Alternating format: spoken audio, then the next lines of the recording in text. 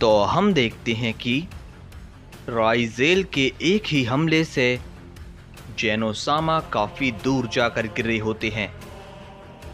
तभी जेनोसामा खड़े होते हैं और कहते हैं, ज्यादा खुश मत हो, अभी ये लड़ाई सिर्फ शुरू हुई है।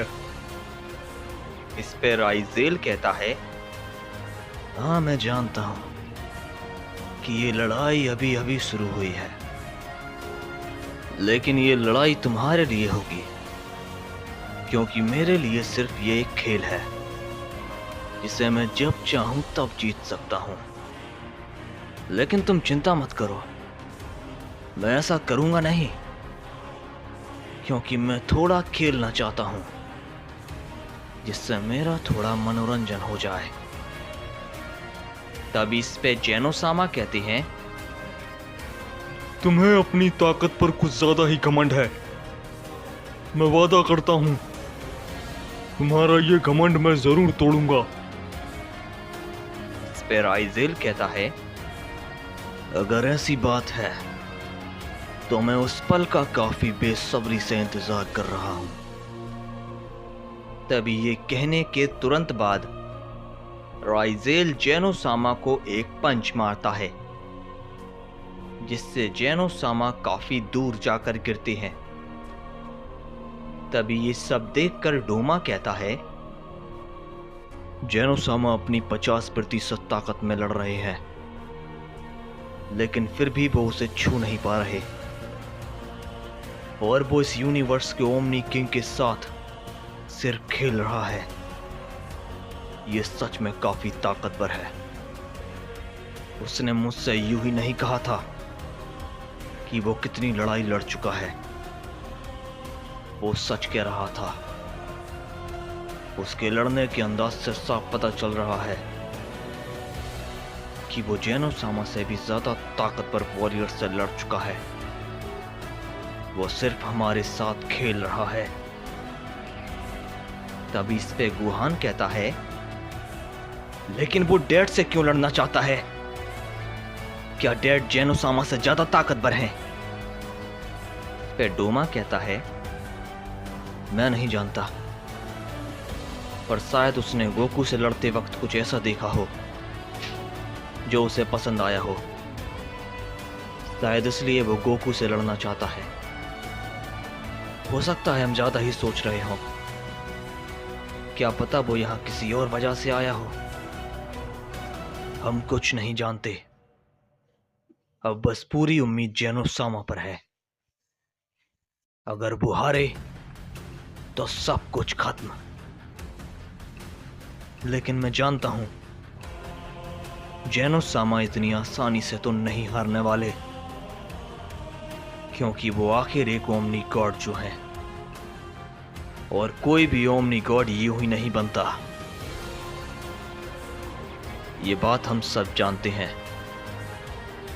शायद हम ज्यादा ही सोच रहे हैं। जेनोसामा उसे जरूर हरा देंगे। तभी हम देखते हैं कि जेनोसामा राइजेल पर एक पंच करते हैं, लेकिन राइजेल उनके पंच को रोक लेता है और कहता है, ओ जेनो, इतनी मेहनत कर रहे हो अपने इस प्यारे यूनिवर्स को बचाने के लिए, लेकिन तुम कुछ भी कर लो, इसे चाहकर भी नहीं बचा पाओगे।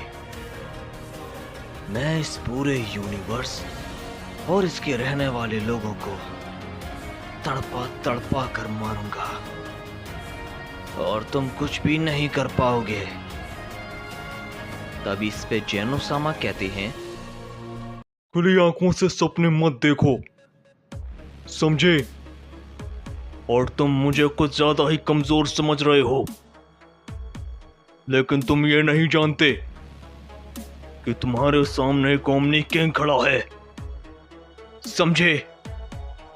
तभी ये कहने के बाद जेनोसामा अपनी पावर को बढ़ाना शुरू करते हैं, जिससे वो पूरा यूनिवर्स हिलने लगता है। तभी वहां पर एक धमाका होता है और जेनोसामा अपनी फुल पावर में आ जाते हैं और कहते हैं, अब तुम एक असल ओमनी किंग की ताकत का सामना करने वाले हो, समझे? तैयार हो जाओ। तभी हम दूसरी ओर गोकू को देखते हैं, जिसने आखिरकार कैल्विस को मार दिया होता है। तभी गोकू अपनी नॉर्मल ओमनी फॉर्म में आ जाता है। तभी ग्रैंड बीस्ट गोकू के पास जाते हैं और कहते हैं, गोकू, आखिर तुमने ये कर ही लिया, तुम सच में कमाल हो। तभी हम देखते हैं कि उन सभी को जेनोसामा की पावर महसूस होती है और वो सभी लोग चौंक जाते हैं। तभी गोकू कहता है, ग्रैंड बीस्ट, ये तो। इस पे ग्रैंड बीस्ट कहते हैं, हाँ गोकू, ये एनर्जी तो जेनोसामा की है, और वो भी इतनी ज्यादा। आखिर वो ऐसा क्यों कर रहे हैं?